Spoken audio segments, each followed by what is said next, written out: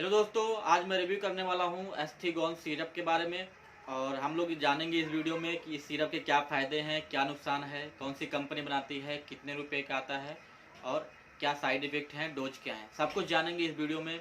तो सबसे पहले हम लोग बात कर लेते हैं कि इसका कौन कौन से साल्ट, कौन कौन सी जड़ी बूटियाँ मिलकर बनी है। दोस्तों, ये एक आयुर्वेदिक है, तो इसमें जड़ी बूटियाँ मिलकर बनी है। और जो जड़ी बूटियाँ हैं उसके नाम कुछ इस तरीके से हैं। अष्टमधु है, भारंगी है, वसाखा है, आलसी बीज है, ककड़ा सिंगी है, अकरकरा है और खातमी। ये कुछ जड़ी बूटियां हैं जो इसकी वजह से मिलके ये बना है सिरप। और दोस्तों, ये जो सिरप है ये आयुर्वेदिक है, जिसकी वजह से इसका कुछ साइड इफ़ेक्ट नहीं आता है। दोस्तों, अब मेन चीज़ इसके क्या किन किन चीज़ों में ये यूज होता है उसके बात कर लेते हैं। तो ये जो सिरप है इसका जो यूज है हमारे रिस्पिरेटरी ट्रैक इन्फेक्शन में जो डिजीज़ हो जाते हैं उसमें यूज इसका है। जैसे कि एलर्जिक ब्रोंकाइटिस। दोस्तों, ब्रोंकाइटिस, एलर्जिक ब्रोंकाइटिस में क्या होता है, जो नली होती है जो हवा ले जाती है हमारे लंग में, उसमें सूजन हो जाता है या घाव बना लेता है, जिसकी वजह से हवा जा नहीं पाता लंग में। उसको सांस लेने में डिफ़िकल्टी हो जाती है, जिसको एलर्जिक ब्रोंकाइटिस बोलते हैं। वो किसकी वजह से होता है? वो एलर्जी से होता है, जैसे धूल मिट्टी से हो गया, या धुएँ, सिगरेट के धुएँ से होता है, या मौसम चेंज होने से होता है।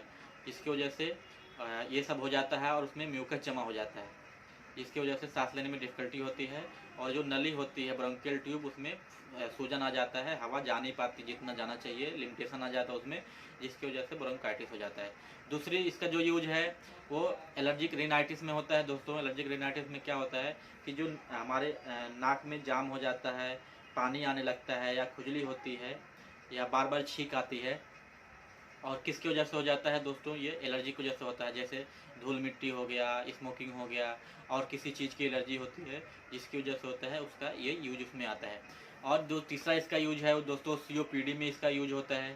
सीओपीडी में क्या होता है कि जो हवा, जो एयर है वो हमारे लंग में जाती है, उसमें क्या हो जाता है, जो रास्ता है जैसे ब्रोंकियल हो गया, ब्रोंकियल ट्यूब हो गया, या ट्रैकिया हो गया, एओली हो गया, वो बंद हो जाता है, बिल्कुल ऑब्स्ट्रक्ट हो जाता है, जिसकी वजह से ना हवा बाहर जा सकती है ना बाहर आ सकती है। तो जिसकी वजह से बहुत ज़्यादा डिफ़िकल्टी हो जाती है, सांस नहीं ले मिलता है। तो उसमें ये यूज किया जाता है और बहुत ही अच्छा रिजल्ट भी है। और चौथा जो है दोस्तों वो अस्थमा में यूज होता है। अस्थमा क्या है?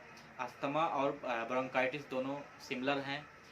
दोनों में जो नली होती है सूज जाता है, सूजन आ जाता है, जिसकी वजह से जितना हवा जाना चाहिए जा नहीं पाता है, इसकी वजह से हो जाता है।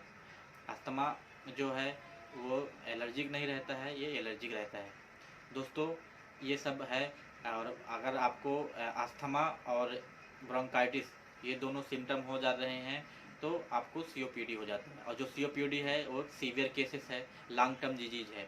तो दोस्तों, इसके चार मोस्टली जो मेन यूज हैं वो चार हैं, जैसे कि allergic bronchitis, allergic rhinitis, asthma है और सीओपीडी है। दोस्तों, अब हम बात कर लेते हैं इसके साइड इफ़ेक्ट, तो कुछ है नहीं। इसके डोज के बारे में बात कर लेते हैं। इसका जो डोज है वो दिन में 2 बार लेना है, 10 ml।